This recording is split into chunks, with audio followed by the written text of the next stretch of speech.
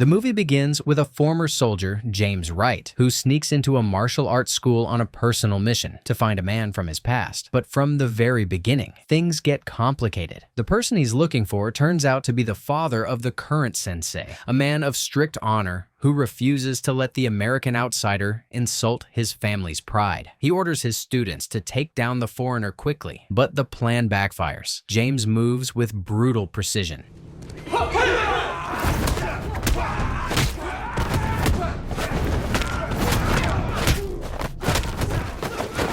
taking them out one after another until the sensei realizes this isn't just some reckless fight.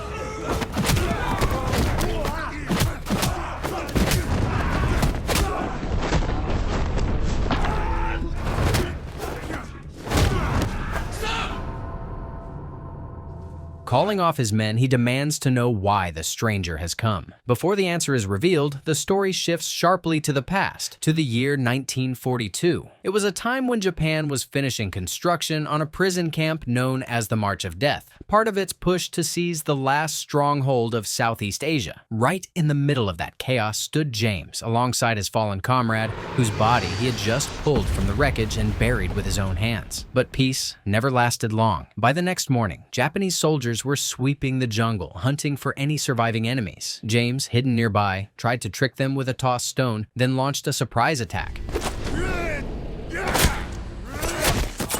taking one enemy out and even setting off a mine against them.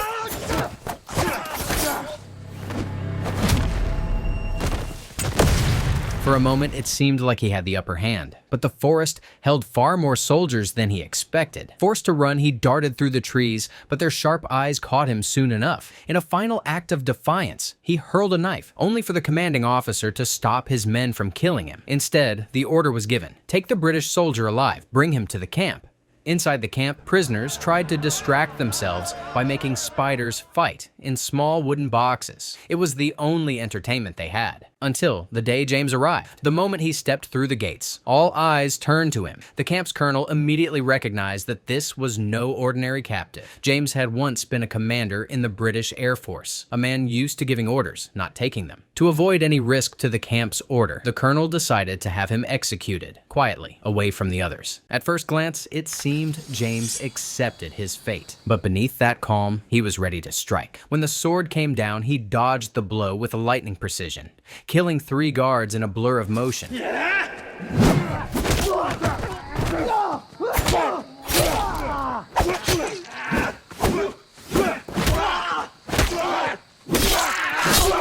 Once again, he fled through the dense forest, where he stumbled upon the wreckage of a crashed plane. But his escape didn't last long. Startled by movement in the dark, he dropped his knife and fell into a hidden trap. The soldiers dragged him back to camp, eager to show the commander the man who had dared to fight back and kill their comrades. The colonel examined James closely, ripping the dog tag from his neck. Hidden beneath his belt, he found a medal for heroism, proof of his courage and status. Impressed, the colonel changed his decision. Instead of killing him, he ordered that James be taken to the barracks and allowed to rest. His reward would be short-lived, though. By morning, the British officer would be forced into another deadly fight, one that was almost certain to end his life. Later that night, one of the guards suggested killing him while he slept, but the colonel refused. He wanted the entire camp to witness what would happen when a man defied him, a lesson in fear and control. James was locked inside a cramped holding cell where he soon met a small group of other prisoners. Most of them were Americans. Among them were 2 men he'd remember, one with a thick beard and another named Gabriel. They tried to find hope in conversation, asking if the British Army was coming to free them, but James said nothing to encourage them. From what they'd heard, there had once been Vietnamese captives too, but by the time the new prisoners arrived, the Japanese had wiped them all out. When James's squadron had approached the target, enemy fire struck their planes. His aircraft went down hard, crashing into the sea before the waves carried him to shore. The command back home probably assumed that every pilot had died in the wreck. That meant there would be no rescue, no hope of being found. Inside the camp, the prisoners explained that life here followed strict rules and tomorrow he'd be introduced to them by Captain Collins. But James already knew his fate. He had killed Japanese soldiers during his attempted escape,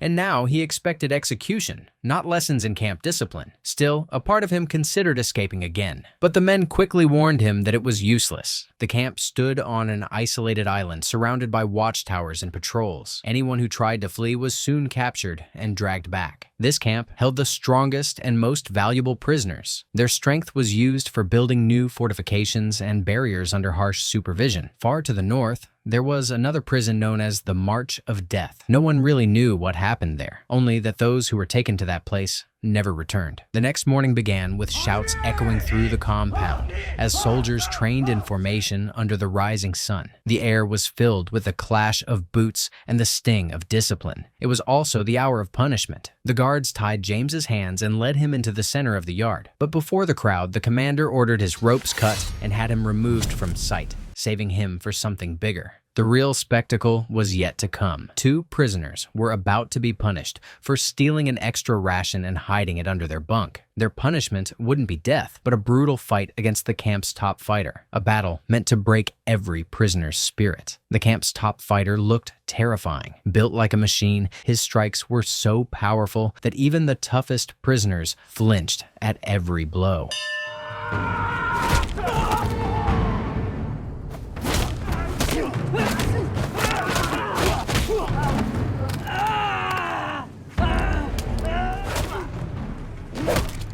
This brutal display was meant to remind everyone what happened to those who dared to steal from the empire of the rising sun. After the punishment match, the crowd waited for the final act, the death of James Wright. Against such an opponent, he wasn't supposed to have a chance. Yet within seconds, James dropped the massive fighter with just 2 precise strikes.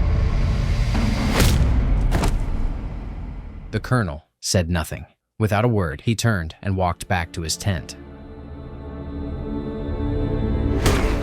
Inside, his aide argued that James shouldn't be spared, that a man like him should suffer until his final breath. But the colonel seemed to think differently. There was something in his eyes, a quiet respect for the enemy's strength. He promised, though, that James's time would still come soon enough. Later, James met Captain Collins, who couldn't hide his surprise at the newcomer's skill. When the men decided to celebrate with a drink, the bearded prisoner offered his homemade liquor, a fiery mix that burned like pure gasoline. Before the mood could lighten, Japanese soldiers stormed in, ordering James to report to the colonel. Inside the tent, a young nurse was tending to supplies. For a brief moment, she and James exchanged glances, something wordless, human.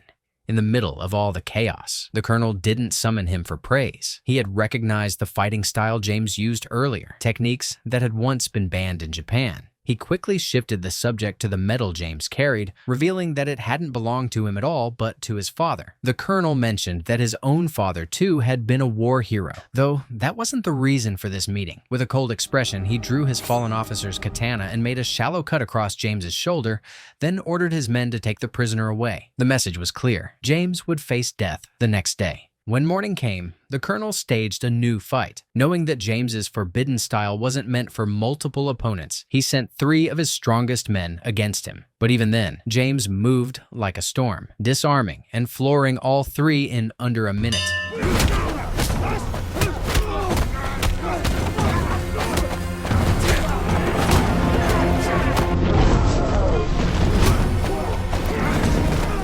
When the final blow could have ended their lives, he hesitated. He refused to kill. The colonel, silent once again, left the ring and disappeared back into his tent. Later, in the makeshift bar, James told the others that those soldiers weren't cowards. They were simply following orders, trying to survive just like everyone else. His words hung heavy in the air. Moments later, the sharp crack of gunfire echoed through the camp. The colonel had ordered the execution of the defeated fighters, reminding everyone that mercy was not part of the rules. Gabriel and Collins knew their injuries were getting worse. Sooner or later, they would be transferred to another camp, one no one ever returned from. Realizing time was running out, James came up with a desperate plan. He had noticed a radio on the watchtower. If they could reach it, they might be able to contact the British forces stationed off the coast. That single transmission could mean freedom. Without hesitation, the men agreed to help. During their next work shift, they staged a commotion among the prisoners, Shouts filled the air, drawing the guards' attention. The soldier on the tower climbed down to break up the fight, giving James the chance he needed. He sprinted toward the tower, climbed to the top, and pulled the radio from its post before hiding behind a stack of sandbags. Just as he prepared to leave, he was spotted by the nurse, the same woman he'd seen before. When a soldier tried to harass her moments later, she refused his touch and took a slap across the face for it, but never betrayed James's presence. Safely back in the barracks, James hid the radio, and the men decided to wait before sending a signal. For now, they just listened, hoping to catch a voice from the British or American forces out at sea. But the next morning brought trouble. The colonel ordered an unplanned assembly, determined to find out who had dared to attempt an escape. James immediately noticed one prisoner acting nervous, too nervous, and decided he'd confront him that evening. By nightfall, the truth came out. The man had found a small blind spot along the camp's border and made a hidden opening in the fence. Using this discovery, James prepared to make his move. That night, he left a dummy on his bed to fool the guards and slipped out of the barracks with the bearded man's quiet assistance. For the first time in months, he stepped beyond the camp's fence. Later, a guard entered the cell for inspection and quickly realized James was missing. But when he caught the bearded man's steady, warning look, he said nothing and walked away. Meanwhile, James moved carefully through the jungle until he reached the coast. There, through the static of the radio, he suddenly heard voices speaking Navajo, the secret code used by American troops. Following the sound, he found the same crashed plane he had seen during his earlier escape attempt. Near its frame, he spotted a metal hook built for towing, and a new idea began to form in his mind. The next morning, James gathered his fellow prisoners and told them what he had discovered. The voices he'd heard over the radio were speaking Navajo, a code used only by the American military. That meant Allied forces were close, maybe even preparing for an attack. He also revealed something else. In the forest, he had found what looked like an intact glider. If they could attach it to a passing aircraft, it might actually take flight and carry them to safety. The plan sounded insane, but desperate men had little to lose. Despite the danger, they agreed to help. Their moment of hope didn't last long. Soldiers arrived and dragged James before Colonel Ito. Okay. The colonel, having overheard the Navajo transmissions himself, believed James could translate the language for him. But James knew nothing about it, and even if he had, he would never betray his country. His refusal enraged the colonel, who ordered his men to tie the British officer up and beat him until he dropped to his knees. Blow after blow landed, the sound of sticks cracking against his body echoing through the tent. When James finally fell, the guards untied him, intending to finish the punishment with their fists. But that's when his real plan unfolded. Drawing on his last reserves of strength, he struck back with precision, taking the guards down one by one right in front of Ito. Watching his men fall to a half-conscious prisoner was a humiliation the colonel could not tolerate. Seething with fury, he stormed into the center of the camp and executed several workers on the spot, declaring that the rest would now live through something far worse than death. James blacked out soon after, his body unable to withstand the beating. When he opened his eyes 2 days later, he was lying in the infirmary. Colonel Ito had ordered that he be kept alive, for now. His wounds were being treated by the same young nurse he had seen before. Her name was Teresa. She had been working in the camp for 3 months, trapped there much like the prisoners themselves. Just as James began to ask her questions, a soldier entered, breaking the silence and forcing them apart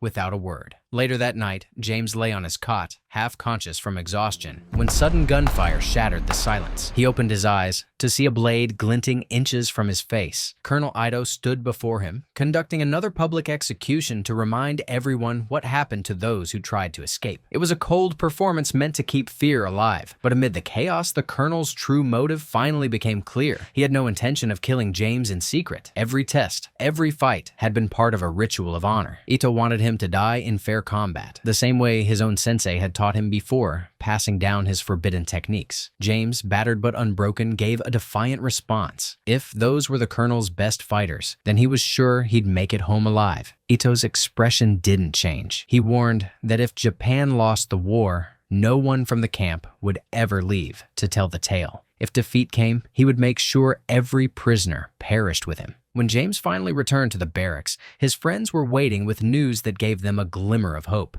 Just that morning, American planes had flown overhead, dropping thousands of leaflets across the area. The papers called out to Japanese soldiers and officers, warning that the Allied forces were watching and knew of their crimes against prisoners of war. Justice would come once the fighting ended, but James's face remained hard. He told them what Ito had said, that the colonel had no plans to surrender or spare anyone. If Japan fell, he would choose the path of a kamikaze, destroying everything and everyone left in the camp. The men listened in silence, realizing their time was running out. Late one night, Gabriel slipped away from the camp to check the glider in the trees. On his way back, he ran into James, but their direct path to the barracks was blocked, so they tried a detour through the underbrush. A lone guard spotted them, and in the scramble that followed, they were forced to kill him quickly to avoid being caught. The noise drew another non-commissioned officer who came to investigate. And James, aware of the man's reputation, chose mercy instead of murder. That soldier then helped them slip back into the barracks, only to report the earlier killing to the guards.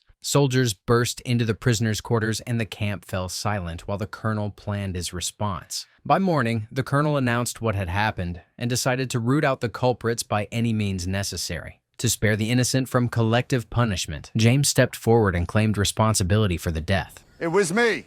You. Yes. The colonel demanded proof by forcing James to use his banned technique on a fellow prisoner. But when the man refused to be humiliated, the guards executed him with a shot to the head. Captain Collins was then ordered into a fight against the guards. And like James before him, he defeated the petty force sent to break him.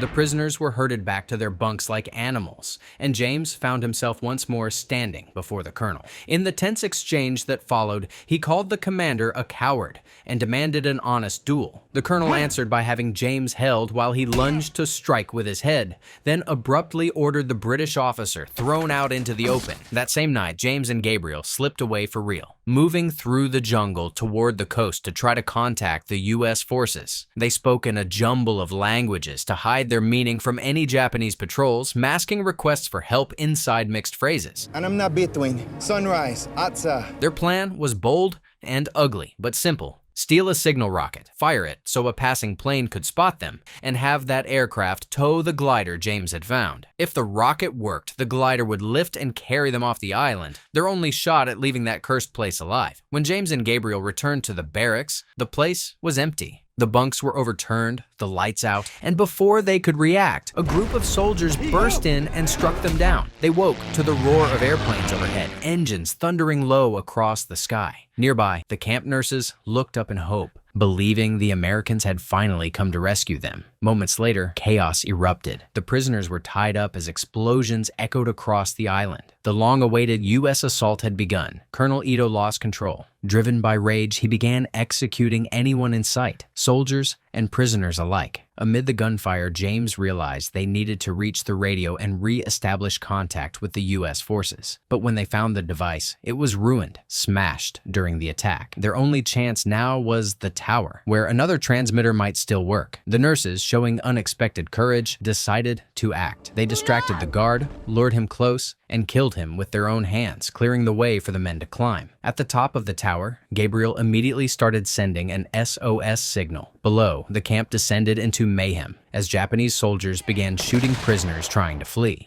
James couldn't stand by and watch. He grabbed a rifle and opened fire, cutting down several guards to spark resistance among the captives. Soon, the camp turned into a full-scale revolt. Prisoners fought back with whatever they could find, turning the chaos of battle into their only chance at freedom. Amid the fighting, Captain Collins faced one of the non-commissioned officers who had tormented them since the beginning. Their struggle was fierce, but short-lived. Collins gained the upper hand, only to be struck down by a bullet in the back. Moments later, as his friend fell, James pushed forward, determined to end it. He stormed into the command tent where Colonel Ito stood waiting, sword in hand. The two men faced each other in a final, brutal duel. When it was over, Ito lay defeated, and James stood over him, bloodied, exhausted, but victorious. Gabriel pulled James away from the battlefield just as the sound of engines filled the air. The planes were almost overhead, and there was no time left to waste. As they ran for their lives, a soldier raised his rifle to shoot them in the back. But Colonel Ito stepped forward and lowered the weapon, silently allowing them to go.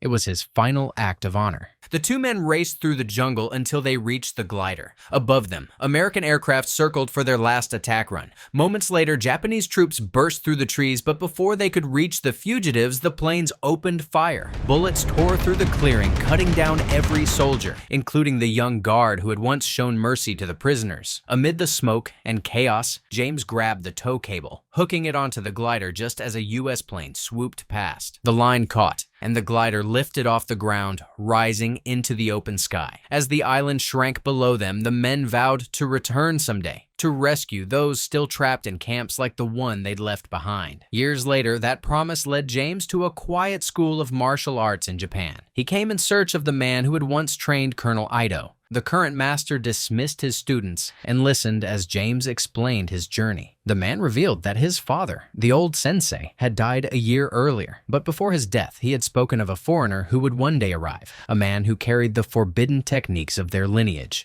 Curious, the young sensei asked James to demonstrate them. In a calm but precise motion, James moved through the deadly forms, stopping just short of striking. The master understood at once. The techniques were real, and the foreigner's skill was undeniable. Remembering his father's final words, he brought out a small wooden box. Inside lay a medal and a dog tag, belonging to James's father. The exchange was simple, wordless, and filled with respect. Two warriors, once divided by war, stood together for a moment in peace. And with that act of honor between the strong and the brave, the story came to an end. The title of the movie is, as always, in the description. Thank you so much for your attention, guys. Please leave any comment to support the channel and don't forget to rate the video. This way, more people will be able to see it and I'll be able to make more quality videos for you.